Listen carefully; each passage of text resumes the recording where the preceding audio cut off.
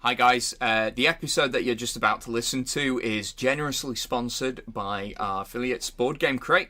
Board Game Crate provide a monthly subscription service where they get fresh new games delivered straight to your door. Just head over to www.boardgamecrate.co.uk, and furthermore, if you use our discount code UnluckyFrogIsAwesome, all lowercase, all one word, you'll get a cheeky little discount. It's easy to remember because it's true.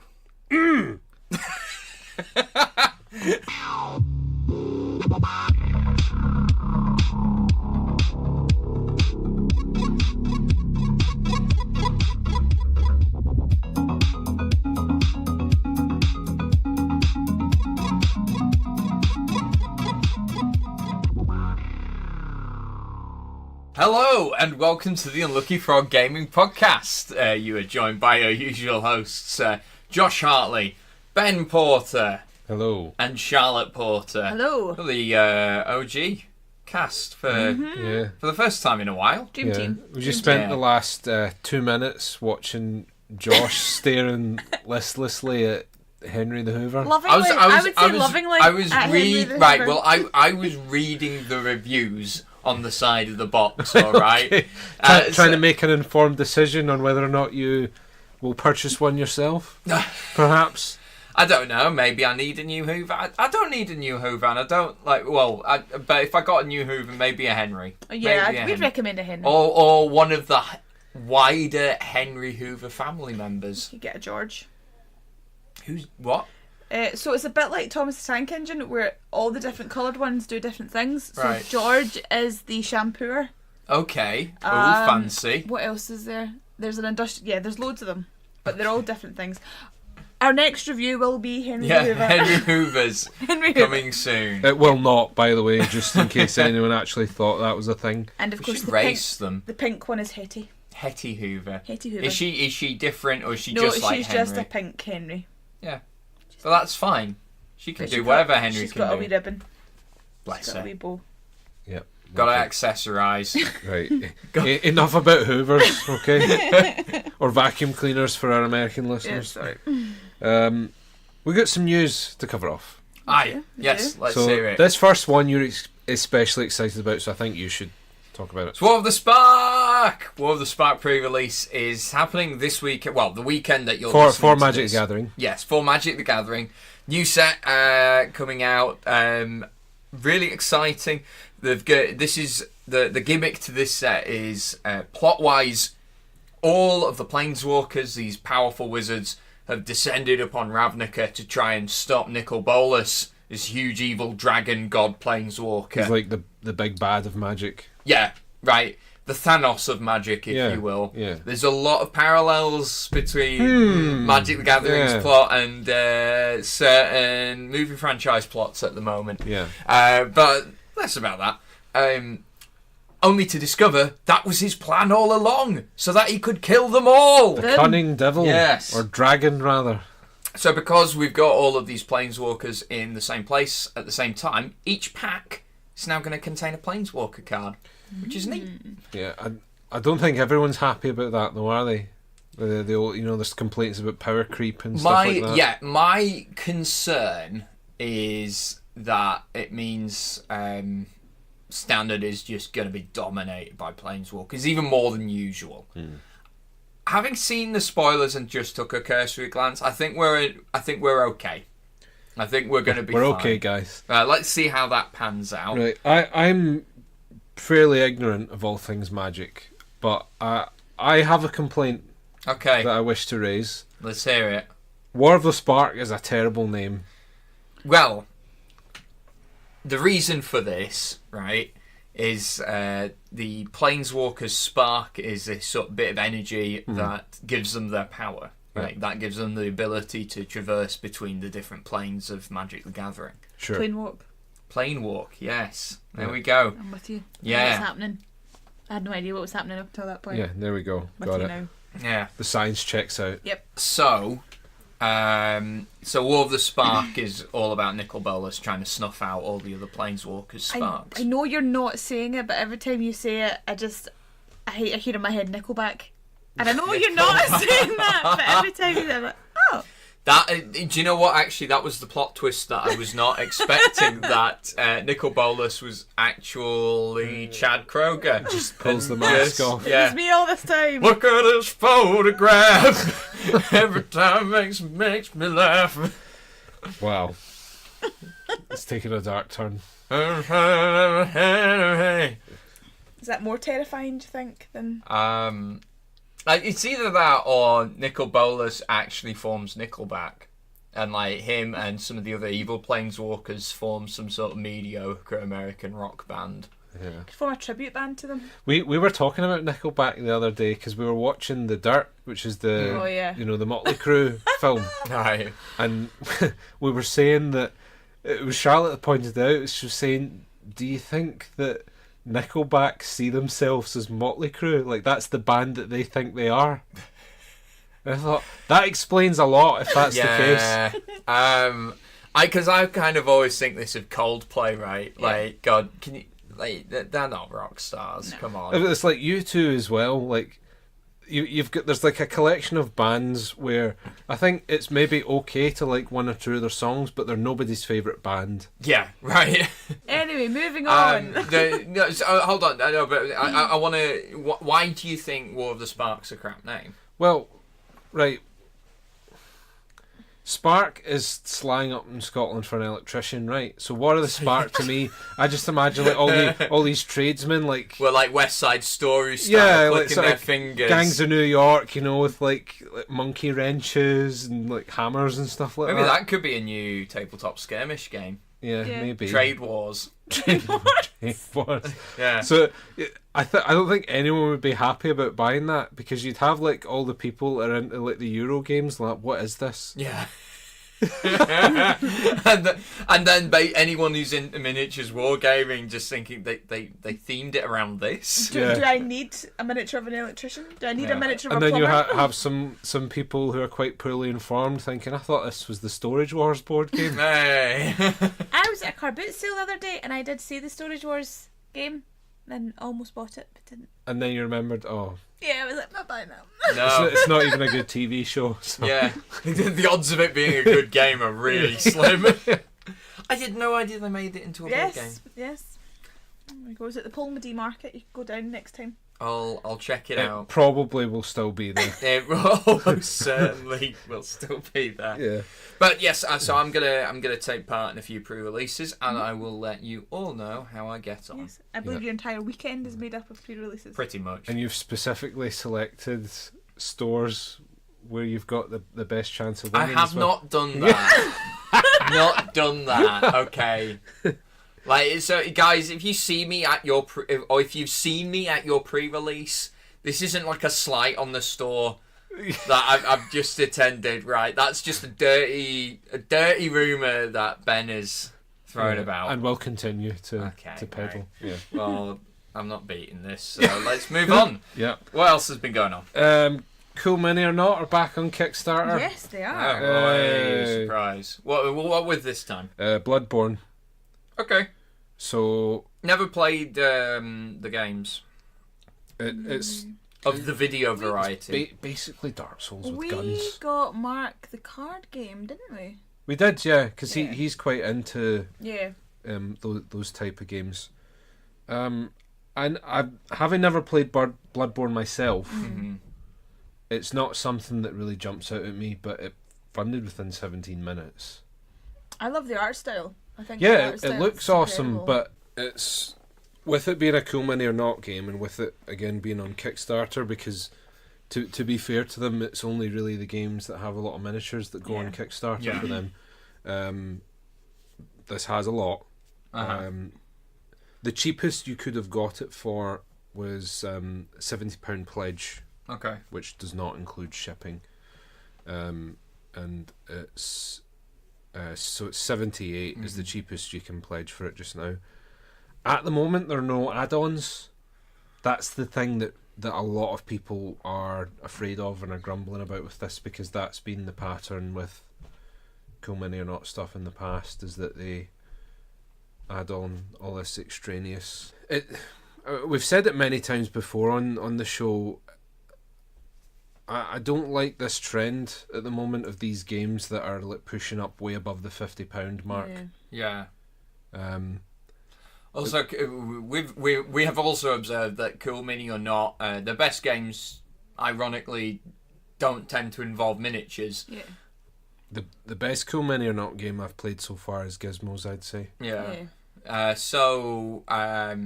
I don't know. The miniatures look nice. They do. And I think there's plenty of people who will get it just for the minis to paint. To be fair, you could probably use some of the minis in other games. Because certainly that's, as much as we were a bit disappointed with the Song of Ice and Fire game, That's the big appeal with those guys, right? the saving grace with that was like, well, if we ever run a campaign for a roleplay, we're pretty much sorted for henchmen and bandits and quite a few characters as well. Exactly. So, yeah, it has funded within 17 minutes. It's way over the £1 million mark already. I'm assuming their funding goal wasn't like 10 bob. No, 155,000. 155. Wow. So it's quite a steep goal. Yeah. So for them to have funded that quickly with a goal that size is quite impressive, considering some people struggle to gross even a fraction of that. Yeah. Just shy of 18,500 backers currently as well, and growing. But there've been some other Kickstarter related news. One of the folks we've featured recently is funded. Modbloks. Yes. Yeah. They've reached their goal. Really chuffed for these guys because we did a review of the product recently. It's a really smart system. It just goes to show you that it doesn't matter sometimes how good your idea is, or when it comes to the Kickstarter market, because this is the second go they've had at it. Yeah. And there are some terrible things that have a lot of money thrown at them. Like a certain company that we may or may not have mentioned in the previous news item. As it serves as an example of that, I think. Yeah. But it's really chuffed that the Modbloks is funded. Looking forward to getting some of them to the table. Yeah. In the future, I think. Yeah, definitely. So what else has been going on in the tabletop world? This is a bit of an odd one. Okay. So Vampire the Masquerade, very well known and very highly thought of role playing system. Yeah, been around for a while. I think as both well. for LARPing and tabletop actually. They're making a board game with the license. Okay. It will be a legacy board game. It's called Heritage. Okay. It's set in the 1300s, so I think it's before the Masquerade. It's before the story. That should have been the title, Vampire Before the Masquerade. So it's set before the main story arc for the Vampire the Masquerade universe. Yeah. And with it being a legacy game, you play as a bloodline. Rather than as one vampire, and it's you like trying to kind of feels similar to Betrayal Legacy. Yeah, trying to like, stake your claim, but I think it's more political machinations, that sort of thing. Was that a pun? No. Did you punned? Yeah, but it doesn't count. Punned. It wasn't deliberate. Yeah. That was a good pun as well. I like that one. I feel dirty. Feels good, doesn't it? No, it doesn't. That'll be interesting. Looks interesting. Quite interesting as well to see a game that has been designed as a legacy game. Spectrum of vampires. He was not a bad guy. It wasn't that evil. No. Really. I mean, sure, he wanted to enslave, like, all of humanity, but... Who doesn't? He kind of just wanted but his in own a good patch. way. In a good way. You know? I mean, his relatives make him look a lot better. Yeah, Like, Manfred's pretty shady by comparison. Conrad's mental. Yeah, Conrad was just a nutcase. So I'm gonna go with Nicolas Cage. I'm a vampire. Just immediately, all of the crossbows and all of the silver bullets trained on you. Yeah. I think that'd be fun though. Yeah. You know, how liberating for potentially a brief period of time. So from the sounds of things, you may well hear some coverage of heritage in the future. Yeah. Sounds like it appeals. So I'm definitely willing to give that one a go. What else have we got happening in there? Another company's had a Kickstarter related slap in the wrist. Yeah. Alright, this week in Who's Been a Dick on Kickstarter. Are we making it a segment now? I feel we're not making it a segment. The industry is. Like, Okay, Yeah. right. You know a bit more about this. You want to talk about it? Kolosal Games now. I haven't heard much more about it since. But two of the games that they currently have up, or rather had up, one of the games and one of their co-opting games, I believe, have been pulled. right. And They've been taken down from Kickstarter. there was debate as to the reasons for this. Was Okay. it because there was outstanding issues in relation to other Kickstarters? Horrors of London is Yes. a Kickstarter Terrors, they had. Terrors of Terrors London, of 'cause I London. backed it. Terrors of London was a Kickstarter they had. Did very well last year.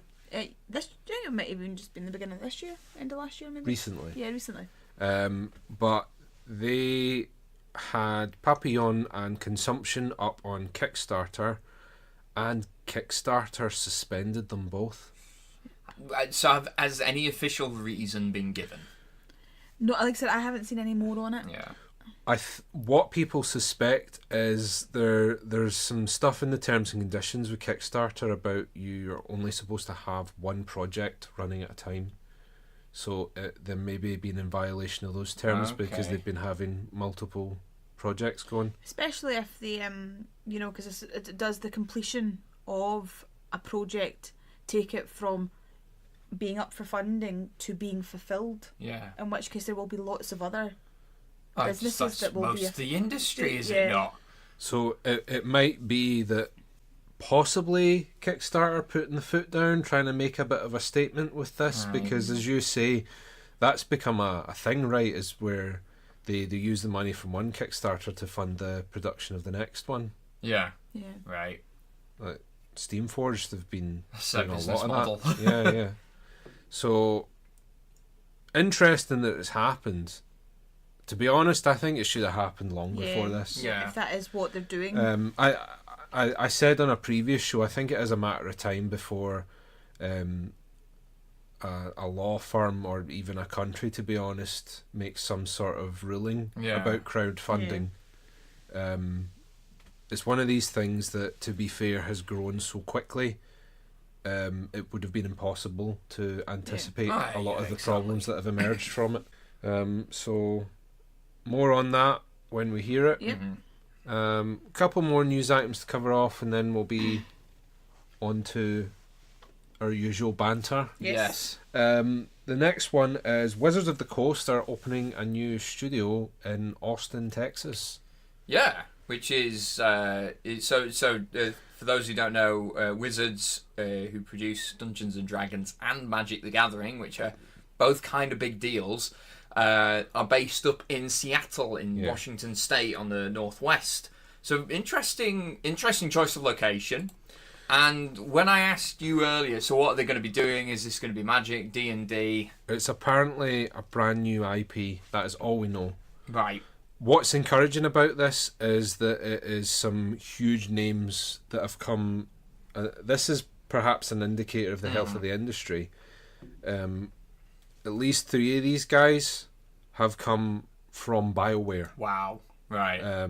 Which people don't know, they made Knights of the Old Republic, Baldur's Gate, the Dragon Age series, which has been adapted into a tabletop RPG.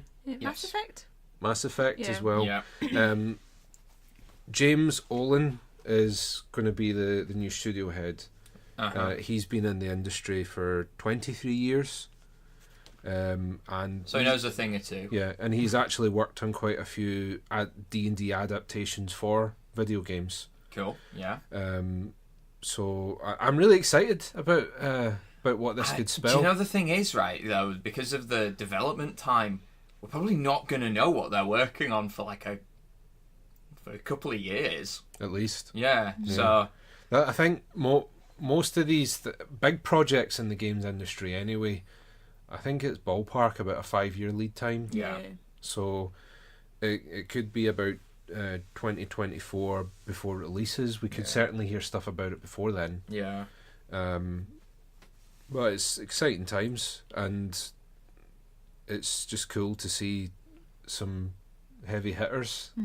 Yeah, and I think, like as you say, a sign of the health of the industry, or at least Wizards of the Coast, that their parent Hasbro is clearly investing more in them. So. And if the video game references don't mean anything to you, James Olin, along with a couple of his the guys that he previously was at BioWare with, currently under the name Arcanum Forge, being published by Modiphius, have Odyssey of the Dragonlords up on Kickstarter, which we discussed in previous which looks episodes. Phenomenal. Yes.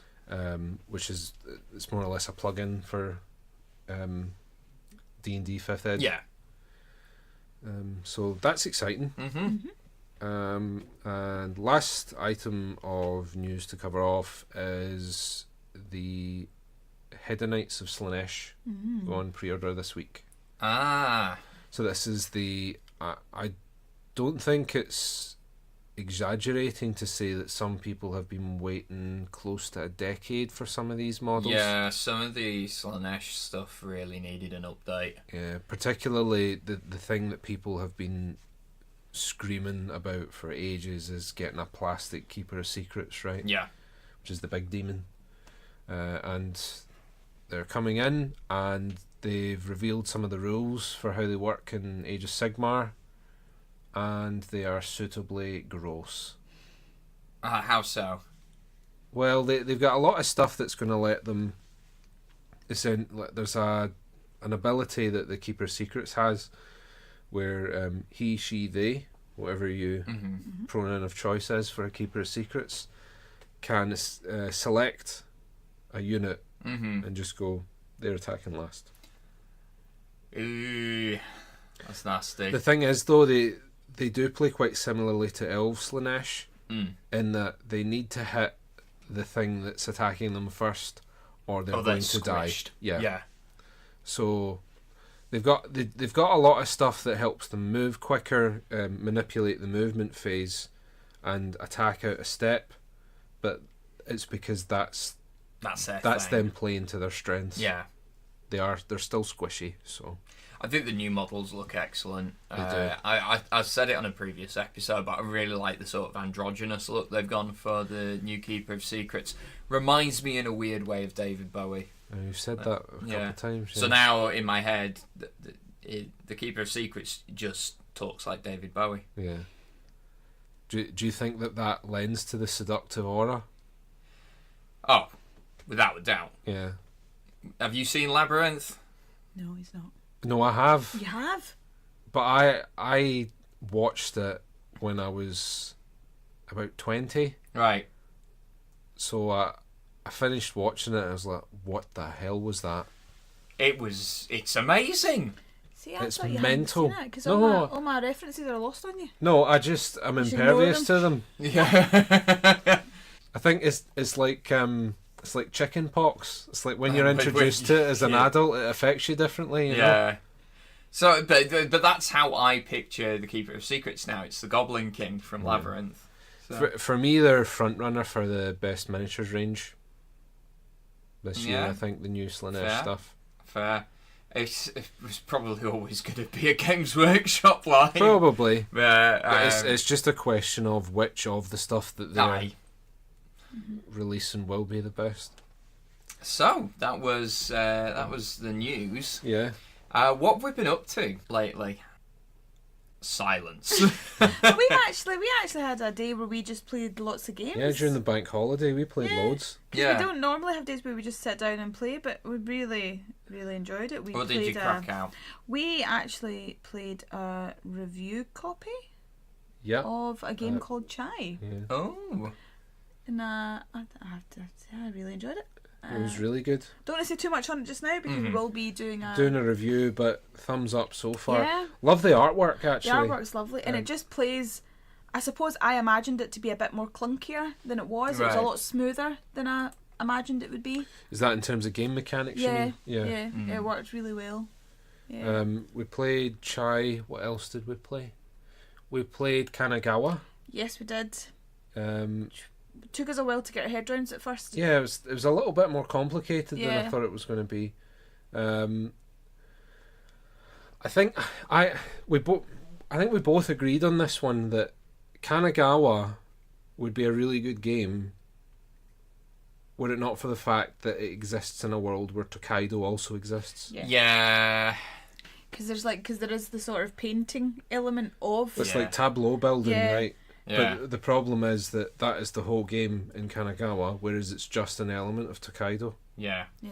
Yeah, but it was kind of like this thing, like with the Grand Theft Auto games, you had lots of different types of games, like you had your racing missions and the taxi missions and the likes. But if all you wanted to do was taxi missions, then Crazy Taxi was a better game to play. Yeah, that's true. Yeah. They're not the case here, though. So I suppose if all you want to do is tableau building, then Yeah. I did enjoy it, but I felt as if I'd much rather play. yeah, I felt like if the two games were put down in front of me, I would probably always choose Tokaido. Yeah, that's fair. That's fair. What else did we play? Altiplano. Oh, we I'm yet finally to play played this. Altiplano. I'm yet to play So- this. Totally led up the garden path with that one Okay. because the llamas or alpacas, I think they're llamas. They're alpacas. Are the alpacas? God, Ben, get it right. The alpacas hardly come into it. No, they don't. They don't really. Is this a case of false box advertising? Yeah, it's like it's all over the front. You're like, okay, I'm going to get me some llamas, Alpacas. Alpacas. alpacas. Iona's going to kill you. Yeah, She feels very strongly about this Yeah. sort of thing. going to get me some of those weird baby camels. Now you're just taking the piss. Now. Come on. You're not going to take this conversation seriously. Then I'm just. But it's sort of worker placement, resource management type game.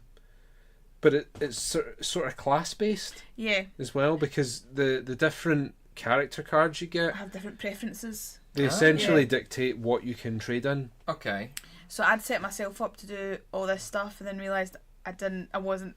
That wasn't the thing you were supposed to do. By the time I did it, so basically what I was trying to do was set out, because I remember when I played it with Iona won because she got all the glass, because glass is the most valuable resource. So you're on the thinking, board. right, I'm So I going to said, be the just glass. going to go for the glass. The glass man. And in order to get to a position where I was able to even get glass, I had to do like 7 steps, because I had to buy extensions that allowed me to get cocoa, which then allowed me to buy. And so by the time I was able to buy cocoa, Ben had all 6 of the glass cards. Meh. I was like, no! You were there in your throne of bottles. Yeah. Do you feel comfortable discussing the final scores? I'm happy with it because I totally. So what did you get? I got 50. 52? 52. 53. Well, that sounds quite 53, good. What did you get, Ben? 131.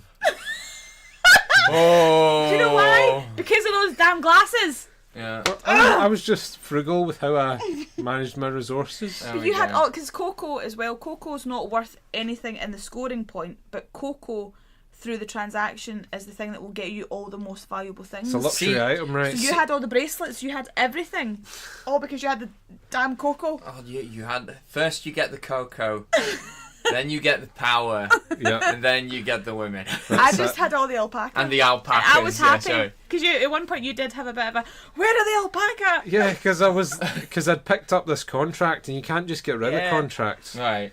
But I needed to get an alpaca for it, and I had a bit of a tizzy. I was like, "How the hell am I supposed to get an alpaca?" And then a wee extension came along with I it. was They're like, like, oh. there you go. Oh, there it is. yeah. So I like this Fine game now. again. Yeah. All right. Well, I went down to see my mum and dad and my family. My sister was there with her baby boy, with her partner. My brother and his girlfriend came along. So me and Joanne went down. We did do a little bit of tabletop gaming. We had I bought a copy of Cockroach Poker, Yeah. and 4 of us played that. My dad lost. Did everyone gang up on him? Kind of. He got 3 rats really early on in the game, Oh, right? yeah. So it felt like a matter of time. But I don't think it was.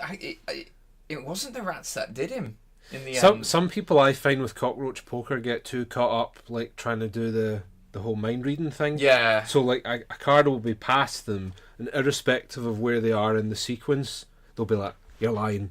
Aye. And those people tend to end up with quite a few duplicates. We played it with a girl, Lois, who was just she just sat in the corner really quietly, and then so we thought, oh, like nobody's really engaging it. It's fine. But she was just able to call everything. She was like, "No, you're lying. No, that's a lie." And she got everything. Remember? Wow. She was just. Was she telepathic? I think she might have been. We didn't get everything because we did manage to one or two. I think it was only one or two. But you've got to get one or two wrong to throw people. But that's the off whole the thing, though, is she still had like her original hand of card. Like she didn't gain. Wow. I think cause that way that obviously when you take part in. She had a few in front of her, yeah. but like compared to everyone else, it was minimal, and it got to that point where everyone was like, "I'm staying away from you." Okay. So maybe she was. Yeah. Maybe she was just cheating. Maybe. Maybe, yeah. Maybe she's actually played this game loads and loads. She's loads actually a of times. Cockroach Poker pro. Yeah. Didn't tell anyone. Goes to Vegas to like cockroach poker tournaments. I'd love that. The other game we played though is like my brother got his girlfriend Unstable Unicorns for her birthday. Have either of you guys played it? I won it. Yeah. It's quite fun. Brings out a nasty side of people though. I feel like there's a lot of games like it though. Yeah. It felt like a sort of like watered down version of Magic the Gathering. Yeah. Like, and I'm not just saying that because it is another card game. It has a lot of the similar sort of mechanics. It's more set collection though. It is. That's the end game. But it was particular the nay cards, which are basically counterspell. Yeah. Like, now you don't do that. It felt like Enchanters to me, but not as good. And we had we not just played Exploding Kittens before it? It just felt a lot like the same. Yeah. Because after the success of Exploding Kittens, there were a lot of games that followed after that were strikingly similar to it. Mm-hmm. And I think Unstable Unicorns was one of them. Yes. But it's a good little game. It was fun though, and but I think the highlight of the whole weekend was not on the tabletop but on the lawn top. My mum bought like an old croquet set, so I have been the poshest that I've ever been in my life, and me and my family. What? Why'd you say that? I'm not posh. I'm just English. All right. No, me and my family, we had a Four Nations of croquet. So me and Joanne were on Team Scotland. My sister and her partner Ben were on Team Wales.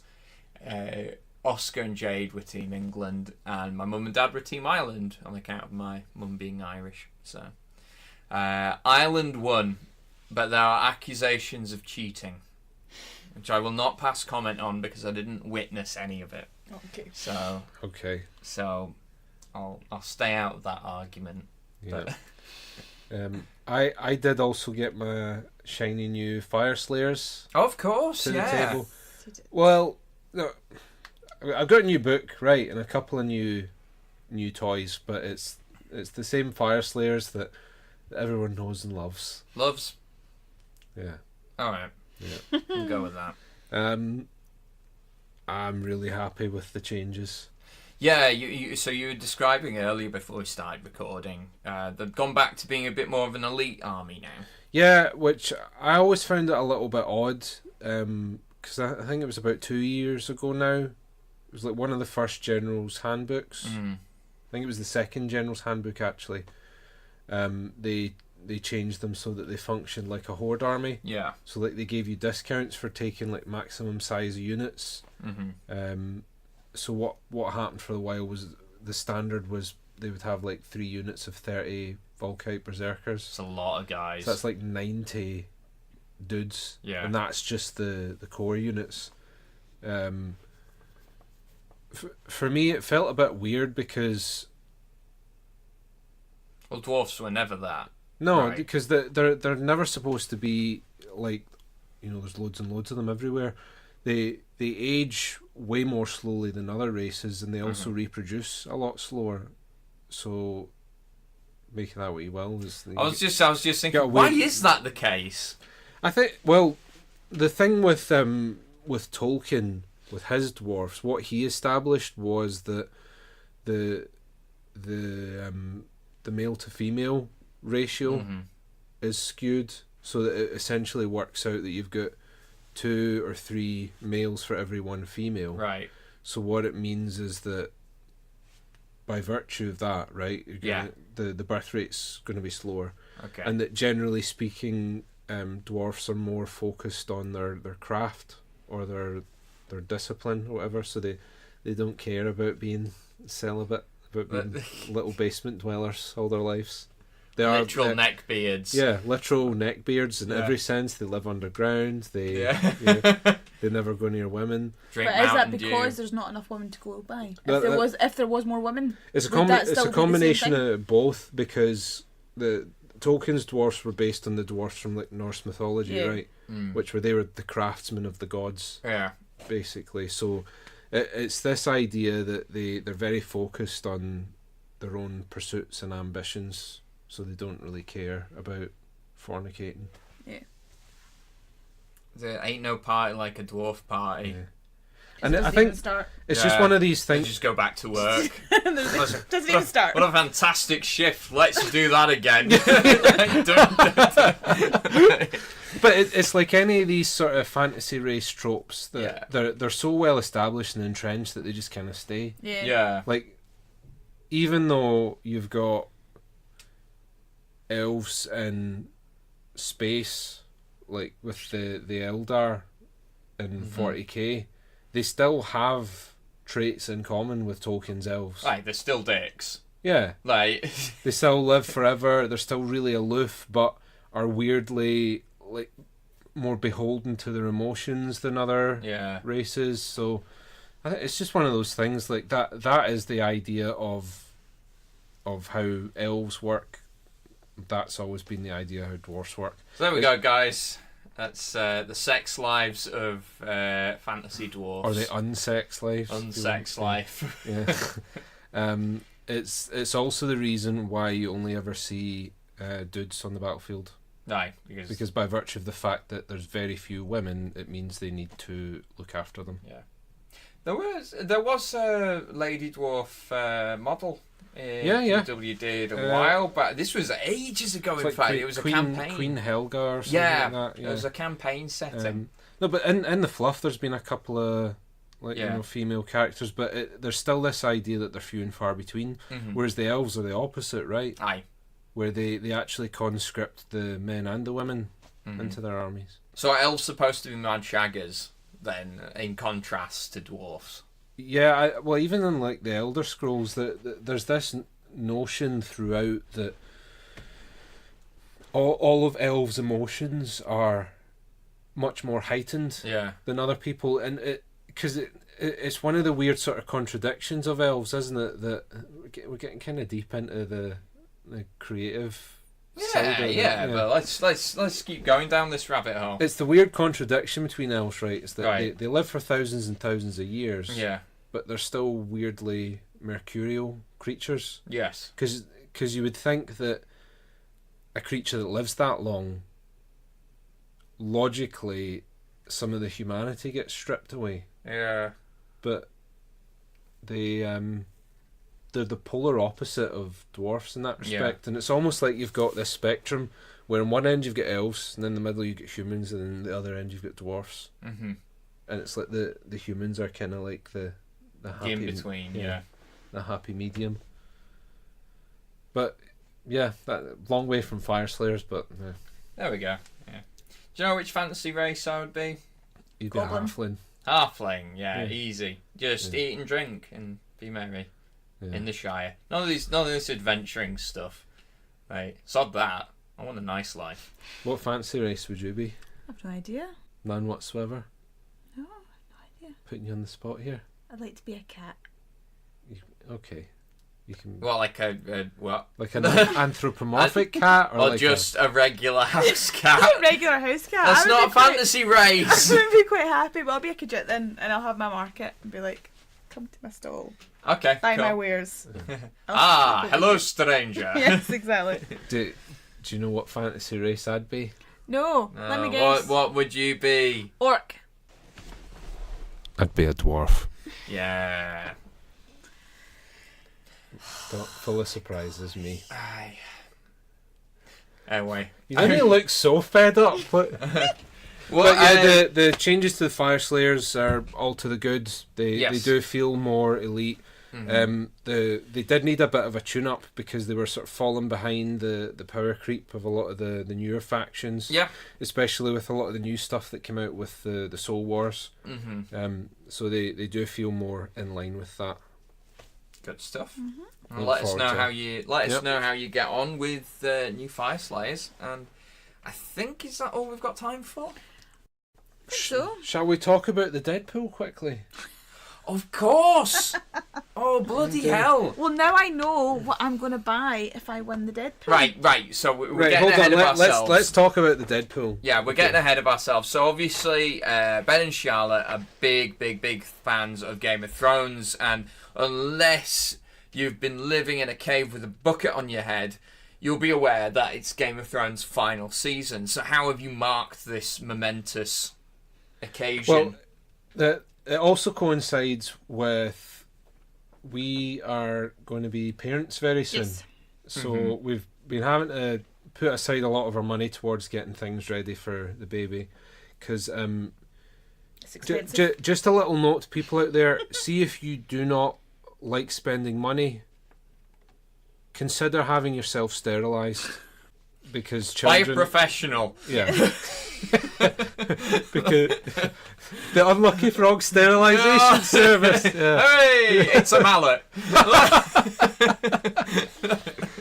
But it's true, right? Right. Like having a kid's expensive. It is. Who knew? Yeah. So we're having to be a bit more frugal in the money we spend. Says the guy that just dropped on new Warhammer stuff.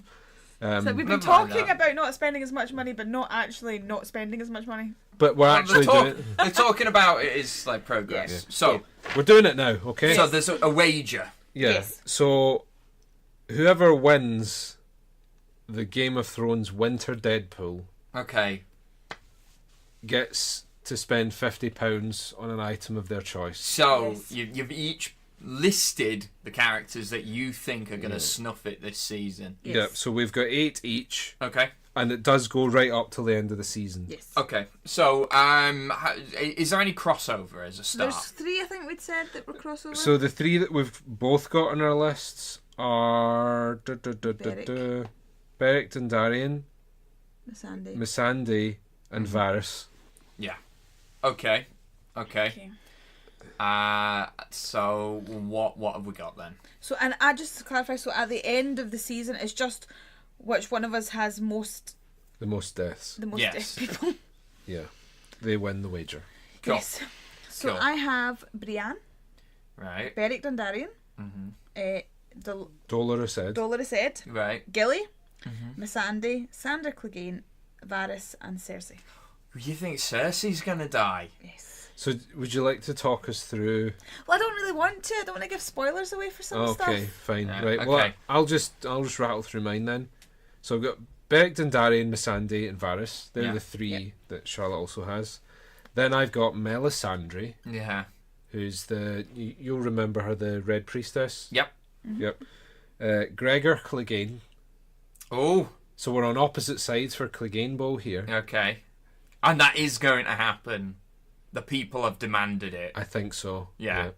I've got Podrick Payne. Yeah. Poor little squire. I've got Daenerys Targaryen. But this is the heartbreaking one. This is Right. the most heartbreaking one. Lyanna Mormont. Oh! Oh. No! Yeah. But, yes. Okay. So we won't look because So, you've not seen the most up to date No, seasons. no, have I you? haven't. So but- we're not going to go into detail in Yeah. case we spoil it for everyone. So just a couple of things though. No Tyrion Lannister Nope. and no Jon Snow either. Nope. You're both quite confident they're gonna survive. Well, it's maybe they're less likely to die Yes. rather than they're going to survive. I think John has a lot of plot armor. Yeah. Well, I think we kind of need to go for the obvious ones rather Yeah. than the people that might be the curveball. Okay. Because I want that money. What is the tiebreaker? What happens if you've both got the same number at the end of the season? I said split it. So you said split No, it. we don't. No. But I've devised a system Okay. where I think that each of us should have a character that we double down on. So you mark a star next to one character, and if they die, they're worth double point. Who's your safest bet? I don't know. I can't put it on the list. And by safest bet, do you mean less likely to die? No, sorry. When I Most say likely to safe, die. I mean Yeah, what's Dead. going to get you that £50? that That's sweet 50. Ed. Okay, right. And then are you No. Let's Just just go top ones, top dogs. I'm going to... Oh, shit, this is hard.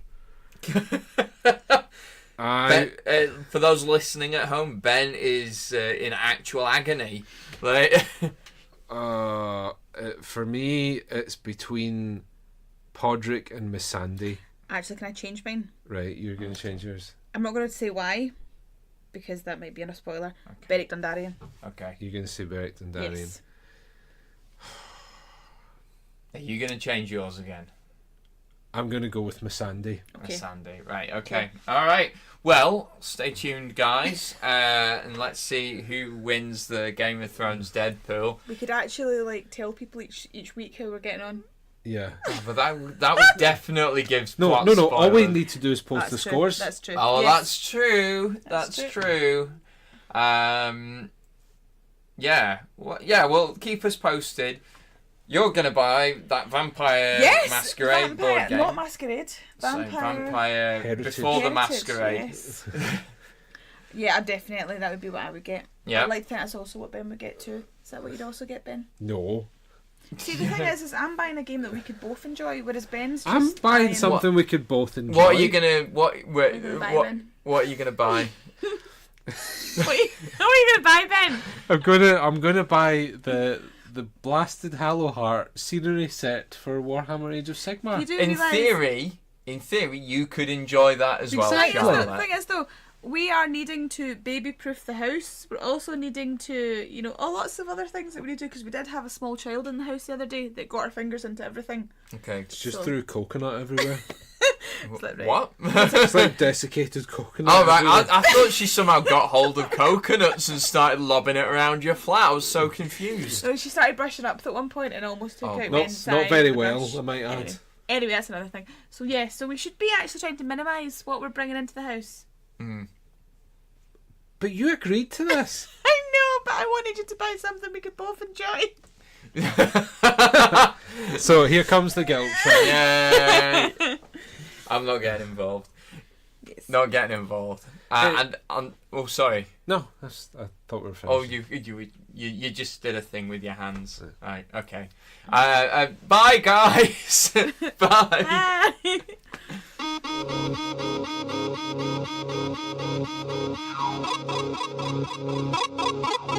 Bye.